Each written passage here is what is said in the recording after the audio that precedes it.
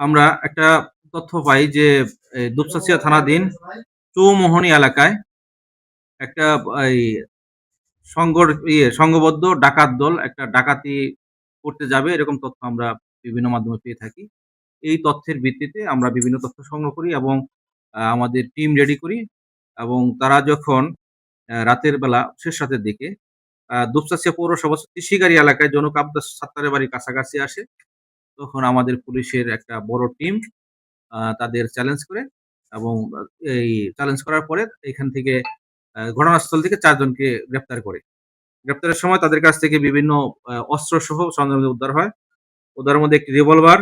একটি Chinese coral, একটি কাটার, একটি ২টি বার্মিজ চাকু, একটা রেঞ্জ এবং ২টি গামছা উদ্ধার করা হয় তাদের কাছ থেকে এবং তাদের তথ্যের ভিত্তিতে আমরা আরো কিছু ঘটনার সাথে তাদের সম্পৃক্ততা এবং অন্যান্য কয়েকটা ঘটনার সম্পৃক্ততা পাই এবং তাদের নিয়ে অভিযান পরিচালনা করে আমরা আরো কিছু এই সংক্রান্তে অগ্রগতি পাই এবং উদ্ধার কাজ সম্পূর্ণ করি এবং তাদের অতি শীঘ্রই আমরা আ আদালতের কাছে সোপর্দ করব। হ্যাঁ, তাদের কাছ থেকে আমরা প্রাথমিকভাবে তথ্য পেয়েছি যে তারা বেশ কয়েকটা ঘটনার সাথে জড়িত এরকম আমাদের কাছে প্রাথমিকভাবে বলেছে এবং আমরা এর অগ্রগতি এবং মানে তাদের তথ্যের ভিত্তিতে আমরা কাজ করতেছি এবং এর প্রোগ্রেসটা অতি শীঘ্রই আপনাদের জানাতে পারব।